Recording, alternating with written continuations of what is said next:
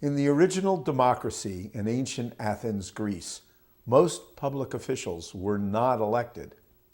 Instead, they were selected by random lottery from among the citizenry to serve as legislators, jurors, and in other roles. Critics of democracy since the Greek philosopher Plato have argued that the people are neither sufficiently informed nor reflective enough to rule. Yet for almost 3 decades, Professor James Fishkin, now at Stanford University, has repeatedly demonstrated the opposite, how smart the public can be through a process called a deliberative poll. The process starts with a conventional telephone poll, asking several questions, after which respondents are invited to join, in person, a weekend of presentations and deliberations about the issues identified in the poll. At the close of the weekend, they answer the poll questions a second time. Fishkin reports that participants change their choices from the first poll almost 70% of the time. A surprising result because people usually are more resistant to change. However, when people feel their decisions are important, they take their task very seriously. Attendees each get a briefing book with a balanced presentation of the issues. In a large group, they hear from experts of varied points of view and ask questions. In small groups, they have discussions and clarify key points. They have personal conversations and become friendly with people whose views are different than their own.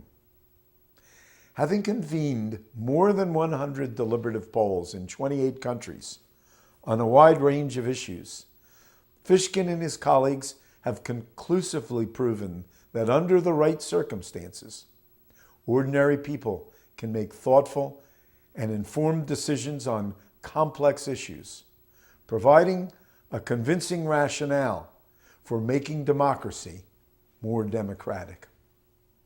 The most radical possibility for improving democracy, suggested by Fishkin's work, would be the replacement of elected professional legislators with randomly selected citizens, a process called sortition or latocracy.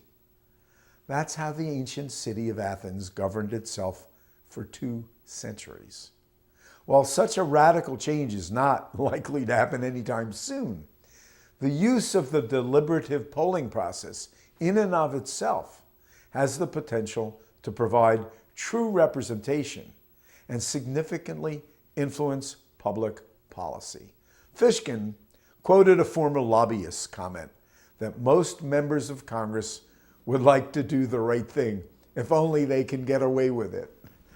Pressure from interest groups and donors often adversely influences their decisions.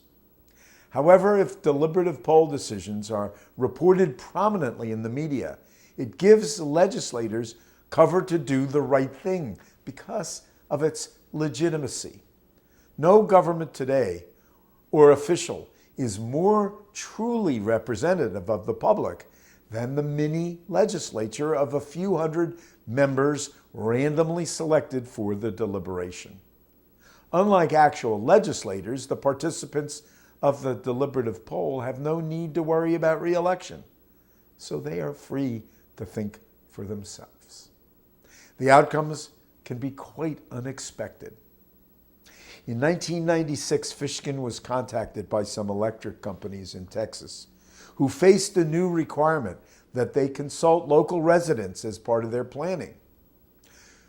Should the electric companies use coal, natural gas, or wind or solar power? Should they try to reduce the need for more power through conservation? Fishkin helped the electric companies answer those questions through 8 deliberative polls conducted with a random sample of each company's customers. Much to everyone's surprise, consumers in Texas, the gas and oil state, were willing to pay extra on their utility bill for renewable energy and conservation. From the initial poll to the poll conducted after deliberation, citizens support for paying extra money for renewable energy jumped from 52 to 84%, and for conservation jumped from 43 to 73%. The Texas electric power industry and the Texas government were deeply influenced by the remarkable results of the deliberative poll and acted accordingly. In 1996, when the polls were conducted, the state of Texas was 49th of the 50 United States in renewable energy production. Today, Texas is number one. Power to the people.